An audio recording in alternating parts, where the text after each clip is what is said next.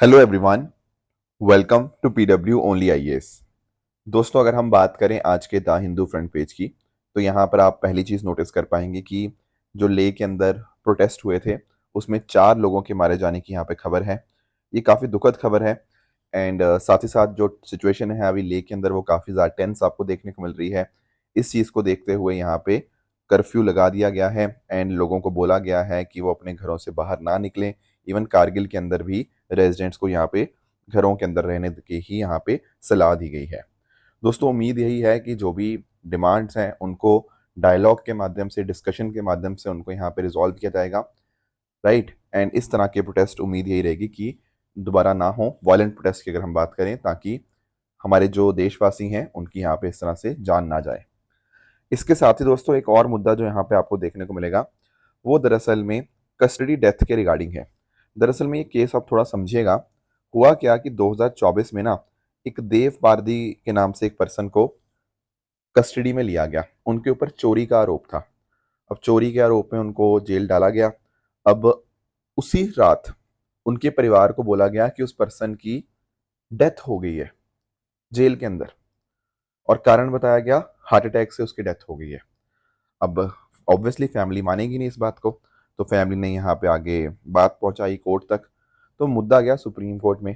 तो supreme court ने यहाँ पे ये बोला कि जो भी पर्सन इन्वॉल्व थे, जो 2 ऑफिसर्स इन्वॉल्व थे, उनको आप यहाँ पे जल्दी से जल्दी अरेस्ट करिए। ठीक है ना, क्योंकि इस पे मुद्दा आ चुका है कस्टोडियल टॉर्चर का। फैमिली का आरोप ये है कि पुलिस ने उनको इतना ज़्यादा प्रताड़ित किया कि कस्टडी के अंदर उनकी डेथ ही हो गई। अब यहाँ पे सुप्रीम कोर्ट ने बोल तो दिया इन 2 ऑफिसर्स को अरेस्ट करने के लिए, पर और मुद्दा इनफैक्ट सीबीआई को ट्रांसफर कर दिया, पर यहाँ पर अभी तक ये 2 ऑफिसर अरेस्ट नहीं हुए हैं। और साथ ही साथ अगर हम बात करें तो सरकार, जो स्टेट गवर्नमेंट है, इन दोनों ऑफिसर्स को आपकी सैलरी तक प्रोवाइड कर रही है, और वो 2 ऑफिसर्स भागे हुए हैं और उनको सैलरी उनके अकाउंट में जा रही है। तो सुप्रीम कोर्ट ने फिर यहाँ पे एमपी की सरकार को, सीबीआई को बहुत सुनाया कि आप कर क्या रहे हो। आप जानबूझ के, ऐसा लग रहा है कि इन 2 ऑफिसर्स को पकड़ना ही नहीं चाह रहे, उनको आप सैलरी प्रोवाइड करे जा रहे हो और उनको आप पकड़ने की बिल्कुल ना के बराबर कोशिश कर रहे हो। तो यहाँ पे सुप्रीम कोर्ट ने यहाँ पे सुनाया है। उम्मीद यही है कि यहाँ पे इनको भी पकड़ा जाएगा। अब देखो, हमारे सुप्रीम कोर्ट ने ना एक बहुत इंपॉर्टेंट जजमेंट दिया था, DK Basu versus state of West Bengal. ये 1997 का एक बहुत ही लैंडमार्क आपको जजमेंट देखने को मिलता है, जिसमें सुप्रीम कोर्ट ने गाइडलाइंस दी थी कि अगर अरेस्ट होता है तो कैसे मैंडेटरी एफआईआर होगा, मेडिकल चेकअप होगा उस पर्सन का, फैमिली को इन्फॉर्म किया जाएगा, ताकि टॉर्चर वाली चीज़ें ना हो। एक्चुअली पता क्या है, भारत में टॉर्चर के रिगार्डिंग आज के समय कोई एक्ट नहीं है। हाँ, बिल है पर वो पेंडिंग है, ठीक है ना। तो टॉर्चर के लिए कोई कानून हमारे यहाँ पे इंडिया में नहीं देखने को मिलता। ये भी अपने आप में काफ़ी लोगों ने आवाज़ उठाई है कि टॉर्चर के रिगार्डिंग कानून होना चाहिए। इवन अगर हम बात करें बहुत ही फेमस 2006 का case, Prakash Singh versus union of India case, उसमें भी बात हुई थी रिफॉर्म्स की, पुलिस रिफॉर्म्स की, ताकि इस तरह का जो अब्यूज है वो ना हो। राइट। तो ये दोनों चीज़ें आपको पॉलिटी के पर्सपेक्टिव से, ये दोनों सुप्रीम कोर्ट केसेस आपको पता होने चाहिए। दोस्तों, डेट है आज की 26 सितंबर 2025 एंड आप सभी का स्वागत है आज के प्रीलिम बूस्टर न्यूज़ डिस्कशन में। स्टार्ट करने से पहले मैं आपको बता दूं कि अगर आपको इस सेशन की पीडीएफ चाहिए तो आपको मेरे Telegram channel Rishabh Sharma sir PW, यहाँ पर आपको इसकी पीडीएफ मिल जाएगी। चलिए स्टार्ट करते हैं। पहला जो टॉपिक हमें डिस्कस करना है वो फिपिक के रिगार्डिंग है, FIPIC। थोड़ा इसको अंडरस्टैंड करने की कोशिश करते हैं। देखो, इसकी फुल फॉर्म, पहली बात तो आप देखो, forum for India Pacific islands cooperation. यहाँ पे आप थोड़ा इमेज की तरफ आइए। आप लोग जानते होंगे कि यहाँ पे बहुत सारी आपको इंडियन ओशन और पैसिफिक के बीच में जो देश हैं, बहुत सारे देश आपको देखने को मिल जाते हैं। तो दरअसल में जब मोदी जी ना 2014 में फिजी गए थे, यहाँ पे फिजी, 2014 में जब मोदी जी फिजी गए थे ना, तो उन्होंने सोचा कि क्यों ना इन देशों के साथ हम एक कॉपरेशन साइन करें। तो एक्चुअली यहीं से फिपिक का आइडिया आता है, forum for India Pacific island cooperation. अब इसमें क्या होता है, टोटल 14 देश आपको देखने को मिल जाएंगे। जो पिक्चर में आपको बात करना था ना, जैसे आपका इसमें आपका फिजी तो है ही है, उसके अलावा Cook Island, Papua New Guinea, Palau, Niue, Nauru, ठीक है, तुवालू, विनातू, टोंगा, ये कई बार हमने कुछ कुछ इनके बारे में डिस्कशन किया हुआ है। ऐसे टोटल आपको 14 देश आपको देखने को मिल जाएंगे। अब पर्पस यही था कि भारत जो है ना, इंडियन ओशन के बियॉन्ड जाके जो पैसिफिक रीजन है, उन देशों के साथ भी अपनी कॉपरेशन को यहाँ पे इंक्रीज करे। एंड हमारा फोकस किस चीज़ के ऊपर रहेगा? फोकस रहेगा कि क्लाइमेट चेंज के अंदर, clean energy, digital connectivity, trade, space technology, capacity building, इन सब के ऊपर यहाँ पे फोकस करें। अब भारत का इन देशों के साथ जो ट्रेड है ना, वो लगभग $300 मिलियन का है हर साल, जहाँ $200 मिलियन एक्सपोर्ट किया जाता है एंड 100 मिलियन के आसपास इम्पोर्ट आपको देखने को मिल जाएगा। इनफैक्ट एक फिक्की का आपको ऑफिस भी है, फिपिक ट्रेड ऑफिस, ताकि ये सारे काम काफ़ी जल्दी से हो पाएँ। और साथ ही साथ दोस्तों, भारत जो है ना, इन देशों को काफ़ी मदद भी प्रोवाइड करता है। जैसे क्लाइमेट चेंज के साथ अडेप्ट करने के लिए $1 मिलियन का यहाँ पे फंड बनाया हुआ है। उसके अलावा अगर हम बात करें, इन देशों के जो नागरिक होते हैं, वो भारत के एयरपोर्ट आते हैं तो उनको वीज़ा ऑन अराइवल फैसिलिटी दी जाती है। पहले से वीज़ा लेके आने की ज़रूरत नहीं है। आप जब आओगे यहाँ पे इंडिया में, तो आपको यहाँ पे वीज़ा ऑन अराइवल यहाँ पे आपको इश्यू कर दिया जाएगा। इसके साथ ही साथ हम तीसरी बार, मतलब फिपिक की थर्ड मीटिंग थी 2023 के अंदर, वहाँ पर भी हमने health care, cyber space, clean energy, ये सब बात की। एंड इनफैक्ट ना, फिजी के अंदर हमने कार्डियोलॉजी हॉस्पिटल भी बनवाया। उसके अलावा जो सभी 14 देश हैं, उनके अंदर सी एम्बुलेंसेज हमने यहाँ पे प्रोवाइड करी हैं। एंड इनफैक्ट जैसे भारत देश में होता है ना, कि आपके जन औषधि केंद्र होते हैं, ठीक है, जहाँ पे आपकी कम कॉस्ट के अंदर आपको जेनरिक मेडिसिन आपको प्रोवाइड की जाती हैं, वैसे ही जन औषधि केंद्र हमने यहाँ पे इन देशों के अंदर इस्टेब्लिश किए हुए हैं, ताकि वहाँ के लोकल लोगों को सस्ते दामों के ऊपर दवाइयाँ मुहैया करवाई जा पाएँ। तो भारत काफ़ी ज़्यादा मदद करता है। एंड डेफिनेटली देखो, इससे भारत का पैसिफिक के अंदर प्रेजेंस काफ़ी ज़्यादा इंक्रीज होता है। इंडियन ओशन के अंदर हम अच्छा कर रहे हैं, मतलब चैलेंजेस हैं ऑब्वियसली, बट साथ साथ हम पैसिफिक के अंदर भी यहाँ पे अपने प्रेजेंस को बढ़ा रहे हैं। उसके अलावा अगर हम बात करें, एक्सक्लूसिव इकोनॉमिक जोन इन देशों का काफ़ी अच्छा होता है, तो भारत भी इनके साथ मिलकर trade and investment opportunities explore कर सकता है। भारत के डिप्लोमेटिक रिश्ते इनके साथ कहीं ना कहीं यहाँ पे बेहतर होते हैं। तो दोस्तों, अब आप लोग जानते हैं कि यूनाइटेड नेशन जनरल असेंबली की मीटिंग चल रही है, उसी के साइड लाइन के ऊपर भारत ने क्या किया, फिपिक फॉरेन मिनिस्टर की मीटिंग यहाँ पे हुई इन द न्यूयॉर्क। तो हमारे जो एक्सटर्नल अफेयर मिनिस्टर हैं, ठीक है, ये तो पुरानी चलो फोटो है, ये तो मोदी जी बैठे हुए हैं। जब लास्ट अभी जब मिले हैं, तो हमारे external affair minister doctor S Jaishankar ji, उन्होंने यहाँ पे पूरी इस मीटिंग को यहाँ पे होस्ट किया, ताकि फिपिक देशों के साथ रिश्ते और बेहतर किए जा पाए। नेक्स्ट आते हैं अगले टॉपिक पर, that is your e sign for voter verification. देखो, ये मुद्दा अपने आप में काफ़ी ज़्यादा कंट्रोवर्शियल है। मैं आपको थोड़ा समझाता हूँ इसका रीज़न क्या है। देखो, कुछ दिन पहले हमारे जो लीडर ऑफ ऑपोजिशन है, राहुल गांधी जी, उन्होंने इलेक्शन कमीशन के ऊपर एक आरोप लगाया।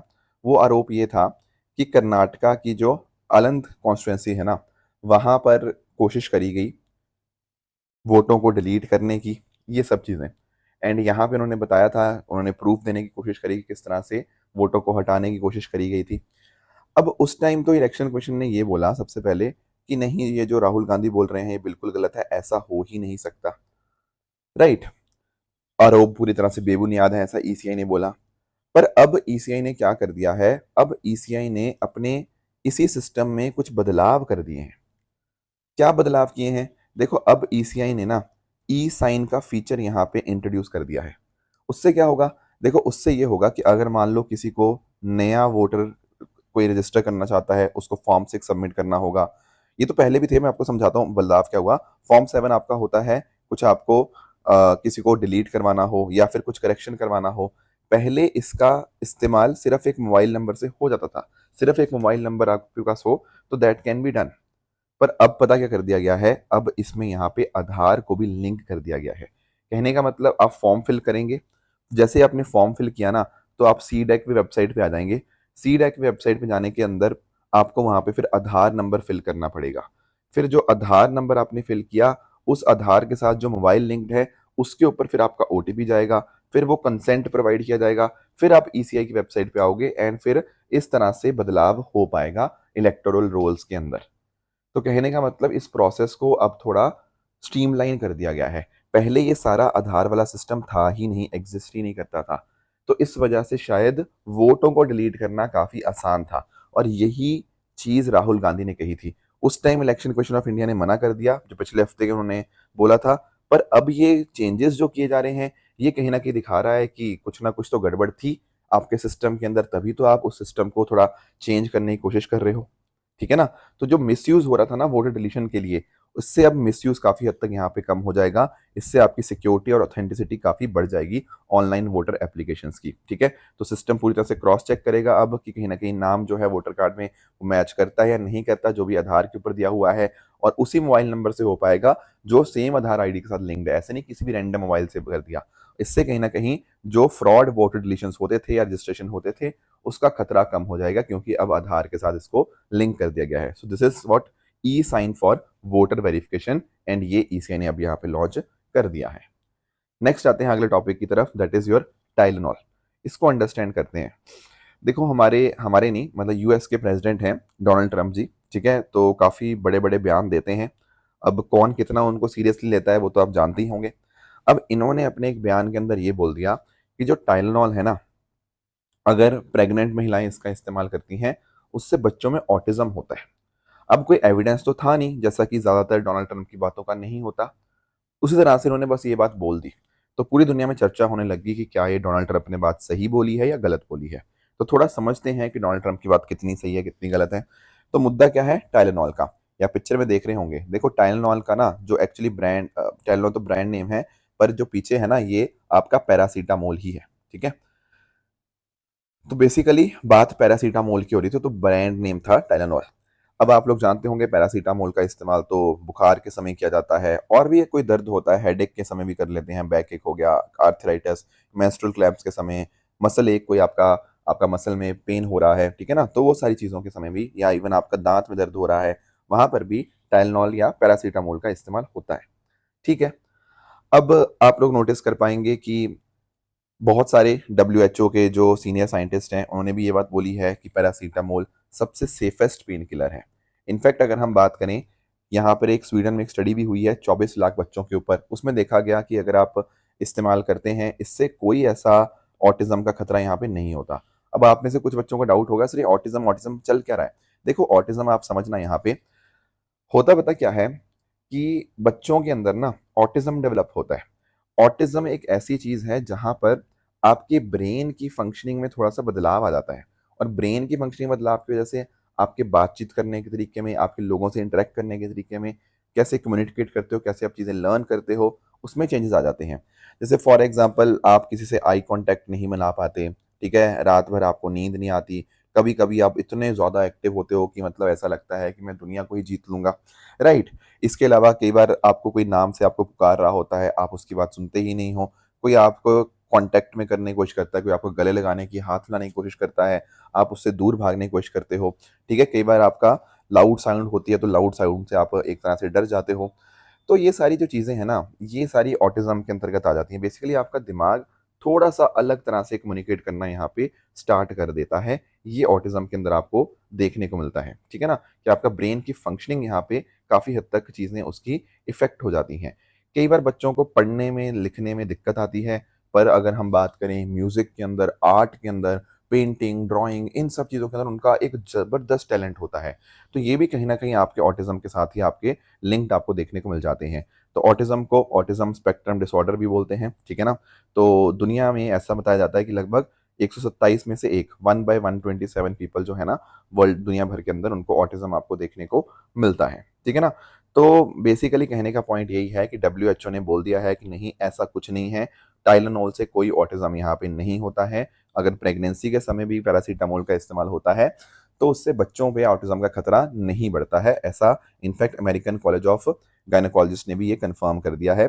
तो फिर से एक बार डोनाल्ड ट्रंप ने जो बात बोली है, उसका कोई एविडेंस नहीं था, बस ऐसे उन्होंने बोल दी, उनके मन में आया।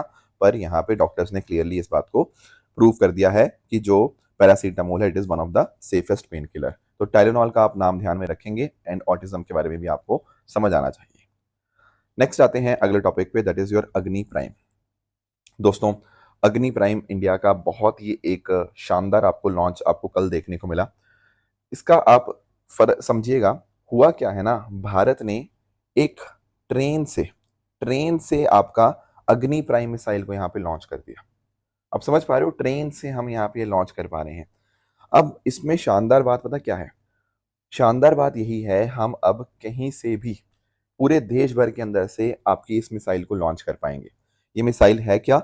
देखो, ये अग्नि प्राइम जो मिसाइल है ना, ये आपकी 2000 किलोमीटर तक की 2000 किलोमीटर रेंज की आपकी मिसाइल आपको देखने को मिल जाएंगी, एंड ये एक बैलिस्टिक मिसाइल है, तो you can say it is a intermediate range ballistic missile, जो कि अग्नि के पुराने वेरिएंट्स को यहाँ पे रिप्लेस करेगी। इसको डीआरडीओ ने बुलाया है along with the strategic forces command. अब इसमें ना सबसे इंपॉर्टेंट बात ये है कि एक तो इसका रेंज जो है वो 2000 किलोमीटर तक का है, तो एडवांस वॉरहेड्स को कैरी कर सकती है। इसके अलावा इसमें है canisterise system, very very important point. देखो ये मिसाइल जो है ना, इसमें क्या होगा, इसको हम स्टोर कर सकते हैं, इसको हम ट्रांसपोर्ट कर सकते हैं एक लॉन्च ट्यूब के अंदर। अब लॉन्च ट्यूब के अंदर इसको स्टोर करना और ट्रांसपोर्ट करने से फायदा ये होगा कि जो आपका मिसाइल होगा वो वेयर जो आपका वॉर हेड होता है ना, उसके साथ ही होगी। तो जब आपका मन करेगा, आपने मान लो बोला कि सर अभी मिसाइल को फायर करना है, तो भाई हो जाएगा, कोई दिक्कत नहीं है, क्योंकि इसमें कनेस्ट्राइज सिस्टम है। अदरवाइज क्या होता है, अदरवाइज आपको मिसाइल लॉन्च करने से पहले काफ़ी सारा टाइम लग जाता है, उसको लॉन्च करने के लिए बहुत सारी प्रेपरेशन चाहिए होती है प्री लॉन्च। तो बाकी सिस्टम जो होते हैं ना, वो पुराने वाले वो लिक्विड फ्यूल सिस्टम के ऊपर काम करते हैं, पर यहाँ पर ऐसा नहीं है, ये कनिस्ट्राइज सिस्टम के थ्रू वर्क करता है, एंड इसीलिए इसको बहुत तेज़ी से आपको लॉन्च कर पाओगे, क्योंकि पूरा का पूरा जो आपका सिस्टम है वो सील्ड लॉन्च ट्यूब के अंदर ऑलरेडी आपका प्रॉपरली स्टोर्ड है। इसके अलावा यहाँ पे इसको state of the art navigation के साथ इक्विप किया गया है, कम्युनिकेशन प्रोटेक्शन मैकेनिज्म बहुत ही शानदार आपको देखने को मिलेंगे। ठीक है, तो बिना किसी प्री कंडीशन के आप आराम से रेलवे नेटवर्क के थ्रू यहाँ पे इसको लॉन्च कर पाओगे, तो पूरे देश भर से कहीं से भी आप इसको लॉन्च कर सकते हो, तो कोई इसमें दिक्कत आपको यहाँ पे नहीं आएगी। तो इससे भारत की कहीं ना कहीं जो सिग्निफिकेंस है वो बढ़ती है, स्ट्रेटेजिक सिग्निफिकेंस, और दुनिया में बहुत ही कम देश हैं जिनके पास ये कैपेबिलिटीज़ हैं, तो इंडिया बहुत ही अच्छा कर रहा है इसके अंदर। एंड इनफैक्ट ना, इससे भारत की सेकेंड स्ट्राइक कैपेबिलिटी बढ़ जाती है, क्योंकि आप अंडरस्टैंड करो कि मान लो हमने किसी के ऊपर अटैक किया, बदले में उन्होंने हमारे ऊपर अटैक किया, पर अब हमारे पास कहीं से भी लॉन्च करने की यहाँ पे क्षमता है, तो कहीं ना कहीं सामने वाला हमारे ऊपर, उसको पता ही नहीं होगा कि हम कहाँ से अटैक करने जा रहे हैं, तो प्रिवेंटिव अटैक्स के रिगार्डिंग वल्नरेबिलिटी हमारी यहाँ पे कम हो जाती है, एंड हमें ये और बेहतर बनने के अंदर हमें कंट्रीब्यूट करता है। तो बहुत अच्छी मोबिलिटी है इन मिसाइल सिस्टम्स की, चाहे आप पहाड़ों में भी इसको यहाँ पे लॉन्च कर पाओगे, तो ये सारी बातें आपको अग्नि प्राइम के रिगार्डिंग आपको पता होनी चाहिए। नेक्स्ट आते हैं दोस्तों अगले टॉपिक पे, that is GSTAT, goods and services tax appellate tribunal. इसको अंडरस्टैंड करते हैं। दोस्तों जीएसटी तो आप सबको पता है, वन नेशन वन टैक्स की हम बात करते हैं। पिछले दिनों के अंदर हमने डिस्कस भी किया कि किस तरह से आपके जो रेट्स हैं वो कम किए गए, राइट। अब होता पता क्या है कि कुछ लोगों की कुछ शिकायतें होती हैं, कुछ अपील्स होती हैं, उनको कुछ सुनवाई करनी होती है, जीएसटी जो भी आपका ऑर्डर पास हुआ है, तो कहाँ जाएंगी ये अपील्स। देखो जो भी अब आपसे आपकी जो जीएसटी हियरिंग्स के रिगार्डिंग अपील्स होंगी ना, उनको आप जीएसटैट पोर्टल के ऊपर आप यहाँ पे फाइल करेंगे। ठीक है, आपको एक ऑनलाइन उसकी सबमिशन की कॉपी मिल जाएगी, फिर अकॉर्डिंगली आपका जो पूरा का पूरा मुद्दा होगा वो जीएसटैट सुनेगा, जीएसटी एपलेट ट्रिब्यूनल। अब ये जो जीएसटी एपलेट ट्रिब्यूनल है, ये दिसंबर 2025 ऑनवर्ड्स ये काम करना स्टार्ट कर देगा। अब आपको ध्यान क्या रखना है कि ये अपने आप में एक स्टैट्यूटरी एपलेट बॉडी है, स्टैट्यूटरी मतलब एक्ट के थ्रू यहाँ पे बनाई गई बॉडी है, ठीक है, जिसके माध्यम से कोई भी शिकायत हो, डिस्प्यूट हो, उसका आपका निपटारा किया जा सकता है। तो अपील्स जो है ऑर्डर्स के अगेंस्ट ये सुनेगा एपलेट ट्रिब्यूनल। एंड साथ ही साथ यहाँ पे एक तो है इसकी नई दिल्ली के अंदर प्रिंसिपल बेंच, ठीक है, एंड इसके अलावा इसकी 31 स्टेट बेंचेस भी होंगी, जहां पर आप अक्रॉस 45 लोकेशंस, तो अगर आप किसी छोटे शहर से हैं तो दिल्ली आने की कोई ज़रूरत नहीं है, आपका यहाँ पे सिस्टम अपने रीजनल एरिया से भी आपके यहाँ पे हो सकता है। एंड इनफैक्ट यहाँ पे जो सिस्टम चलेगा ना, वो ऑनलाइन भी चलेगा और आपका ऑफलाइन भी चलेगा, मतलब आपकी जो पूरी बातचीत होगी दोनों तरह से आपकी यहाँ पे हुआ करेगी। इसके अलावा यहाँ पे आप नोटिस कर सकते हो, यहाँ पे आपके 2 जुडिशियल मेंबर्स होंगे, एंड उसके साथ ही साथ आपके 2 मेंबर्स होंगे, उनमें से एक टेक्निकल मेंबर सेंटर से होगा और एक टेक्निकल मेंबर आपका स्टेट से होगा। देखो मैं समझाता हूँ इसका मतलब क्या है। 2 तो हो गए जुडिशियल मेंबर, जिसमें आपके या तो सुप्रीम कोर्ट के जज होंगे या फिर किसी chief justice of high court हो जाएंगे, ठीक है। उसके अलावा और कौन आएंगे, उसके अलावा सेंटर की तरफ से एक टेक्निकल मेंबर, जैसे आपके IRS officer, Indian revenue service officer अगर आप होंगे ना, तो वो टेक्निकल मेंबर हैं आपके सेंटर की तरफ से। उसी तरह से अगर हम बात करें आपके स्टेट की तरफ से, तो स्टेट की तरफ से भी कोई ना कोई होगा, जैसे हो सकता है additional commissioner of value added tax हो गया, तो स्टेट की तरफ से भी इस तरह से आपके टेक्निकल मेंबर होंगे। तो इस तरह से 4 मेंबर्स होंगे इसके पर्टिकुलर बेंच के ऊपर, एंड उस बेसिस के ऊपर प्रॉपर जुडिशियल एक्सपर्टीज भी है, क्योंकि जजेस भी हैं और सेंटर स्टेट की टेक्निकल नॉलेज भी है, तो कहीं ना कहीं कोऑपरेटिव फेडरलिज्म है कि सेंटर स्टेट सब इकट्ठा मिलकर यहाँ पे काम कर रहे हैं। तो इसके लिए इनफैक्ट ना एक जीएसटी जीएसटैट ई कोर्ट पोर्टल भी यहाँ पे डेवलप किया गया है, जिसको GSTN goods and service tax network ने बनाया है और साथ में मदद हुई है नेशनल इंफॉर्मेटिक्स सेंटर्स के द्वारा। तो इससे आप ऑनलाइन आराम से अपनी जो फाइलिंग है अपील्स की वो कर सकते हो, देख सकते हो कि आपका केस कहाँ तक पहुंचा, उसको ट्रैक कर सकते हो। तो चीज़ें आसान करने की यहाँ पे कोशिश करी गई है ताकि आपके इस तरह के डिस्प्यूट्स हैं उनके लिए एक स्पेशलाइज्ड फोरम हो, जल्दी से आपको यहाँ पे न्याय मिल पाए, आपके केसों की सुनवाई हो पाए, जो लिटिगेशन डिले होता है उसको काफ़ी हद तक हम कम कर पाएँ। तो एक तरह से हमारा जो प्रिंसिपल है, one nation one forum for fairness and certainties, आपको यहीं पर आपको अपनी शिकायतों का निपटारा मिल जाएगा, कहीं और जाने की आपको ज़रूरत नहीं पड़ेगी। ये है आपका जीएसटैट। नेक्स्ट हमारा जो टॉपिक है वो है आपका नाइटमेयर बैक्टीरिया के बारे में। अब ये क्या मुद्दा है सर, नाइटमेयर बैक्टीरिया? देखो दरअसल में ना हुआ क्या है, पहली बात तो आप लोग जैसे जानते होंगे सुपर बग्स के बारे में, ठीक है, या फिर आपने ड्रग रेजिस्टेंस के बारे में सुना होगा कि कई बार आप लोगों ने ऐसा देखा होगा कि आप कोई मेडिसिन खा भी रहे हो, ठीक है, पर लेट्स से आपका जो भी माइक्रोब है या बैक्टीरिया है उसके ऊपर कोई फर्क नहीं पड़ रहा। इसको हम लोग एंटी माइक्रोबियल रेजिस्टेंस या फिर एंटी बैक्टीरियल रेजिस्टेंस, यहाँ पे आपको एंटीबायोटिक रेजिस्टेंस यहाँ पे हम उसको बोलते हैं। और एक ऐसा बैक्टीरिया जिसने रेजिस्टेंस डेवलप कर रही है, जिसको मेडिसिन से या एंटीबायोटिक से कोई फर्क नहीं पड़ रहा, उस पर्टिकुलर बैक्टीरिया को हम बोलते हैं सुपर बग। क्योंकि मेडिसिन लेने से फर्क ही नहीं पड़ रहा, वो रेजिस्टेंट हो चुका है। इसके कई कारण हो सकते हैं। कई बार आप लोग ऐसा करते हो ना कि आप लोग एंटीबायोटिक खाना शुरू तो करते हो, 5 दिन का डोज होता है उसका, पर आप 2 दिन बाद ठीक हो जाते हो, आप उतने ही खा के आप छोड़ देते हो। तो इससे लंबे टाइम से करने के ऊपर ना क्या हो सकता है, आपका बैक्टीरिया रेजिस्टेंट हो सकता है। तो ऐसी समस्याएं आ जाती हैं। अब यहाँ पे अगर हम बात करें यूएस की, तो यूएस में एक रिपोर्ट आई है जो बता ये रही है कि 2019 से 2023 के बीच में ना नाइटमेयर बैक्टीरिया के इन्फेक्शंस यूएस में लगभग 70% बढ़ गए हैं। अब क्वेश्चन ये आएगा, ये नाइटमेयर बैक्टीरिया क्या है? देखो नाइटमेयर बैक्टीरिया दरअसल में कार्बापेनम रेजिस्टेंट बैक्टीरिया है। कार्बापेनम एक कुछ नहीं है, ये एंटीबायोटिक्स का ही एक ग्रुप है। इसके अगर ये दवाई आप लेते भी हो और बैक्टीरिया के ऊपर कोई फर्क ही नहीं पड़ता, वो रेजिस्टेंट रहता है, उसी को हम यहाँ पे बोलते हैं नाइटमेयर बैक्टीरिया। कि भाई ये तो बहुत ही स्ट्रॉन्ग और एंटीबायोटिक है और तब भी आपके बैक्टीरिया के ऊपर कोई फर्क नहीं पड़ रहा, तो अब ये इस बैक्टीरिया को ट्रीट करना अपने आप में बहुत ही चैलेंजिंग हो जाएगा। इसलिए नाम आया इसका नाइटमेयर बैक्टीरिया। तो ऐसे केस में केवल 2 एंटीबायोटिक इफेक्टिव होती हैं, तो बहुत महंगा ट्रीटमेंट उसमें बन जाता है। आपकी इन्फेक्शन हो सकती हैं, जैसे for example urinary tract infection, जिनको ट्रीट करना अपने आप में काफ़ी चैलेंजिंग हो सकता है, ठीक है। एंड इनफैक्ट ना यहाँ पर आपको एक जीन के बारे में पता होना चाहिए, that is your NDM gene, new Delhi metallo B lactamase 1 gene, ठीक है, ये रिस्पॉन्सिबल है इसके पीछे। अब ये जीन का नाम न्यू दिल्ली क्यों रखा गया? क्योंकि इसको पहली बार 2008 में नई दिल्ली में आइडेंटिफाई किया गया था एक पेशेंट के अंदर, उसी के ऊपर इस जीन का नाम रख दिया गया। अब यही जो जीन है ना, वो रिस्पॉन्सिबल है इस तरह के बैक्टीरिया के इन्फेक्शंस के लिए, और इस बैक्टीरिया को ट्रीट करना अपने आप में बहुत ही यहाँ पे चैलेंजिंग रहता है। इसलिए इसको हम लोग नाइटमेयर बैक्टीरिया के नाम से भी जानते हैं, ठीक है। तो ये कुछ बातें थी जो आज हमें डिस्कस करनी थी। यहाँ पर आपके सामने कुछ स्टेटमेंट्स हैं, आप बताइएगा इनमें से कौन सा सही है, कौन सा गलत है। साथ ही साथ जो मैंने कल आपको होमवर्क दिया था, एक था विविपेरिटी के बारे में।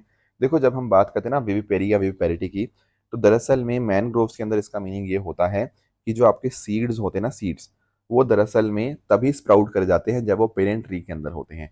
इस वजह से उनके लिए सॉल्टी कंडीशंस के अंदर सर्वाइव करना पॉसिबल रहता है। तो इसीलिए जो पहला स्टेटमेंट होगा वो फॉल्स होगा, ठीक है। इसके अलावा क्योंकि मतलब सीड्स के रिगार्डिंग है ये मुद्दा, सेकंड मुद्दा है आपका मोहनजोदारो डांसिंग गर्ल के रिगार्डिंग। तो यस, इसको लॉस्ट वैक्स कास्टिंग मेथड से बनाया गया, that is your correct statement. Mission मौसम की बात करें तो यस, इसका भी मिनिस्ट्री ऑफ अर्थ साइंसेज आपकी नोडल मिनिस्ट्री आपको देखने को मिलेगी, तो ये भी बिल्कुल सही है। तो दोस्तों ये थी हमारी आज की डिस्कशन। इस तरह से आप सब लोग अपने एंड पे हार्ड वर्क करते रहिए। Thank you so much for joining, all the very best, keep working hard, thank you.